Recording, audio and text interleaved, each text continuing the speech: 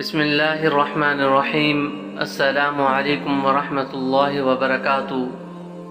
بخار دوزخ کی بھاپ سے ہے۔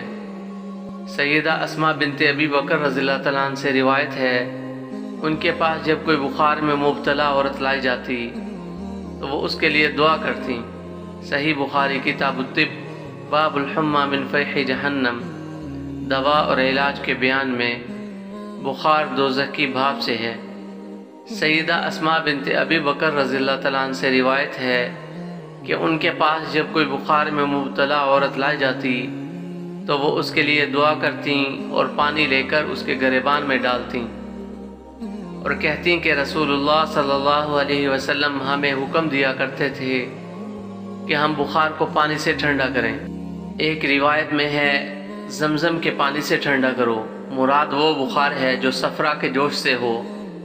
اس میں ٹھنڈے پانی سے زیادہ نہانا یا ہاتھ پاؤں کا دھونا بھی مفید ہے۔ اسے آج کی ڈاکٹری نے بھی تسلیم کیا ہے۔ شدید بخار میں برف کا استعمال بھی اسی قبیل سے ہے۔ اللہ تعالیٰ آپ سب کو اپنے حفظ و امان میں رکھے اور دونوں جہانوں کی خوشیاں عزتوں کے ساتھ نصیب فرمائے۔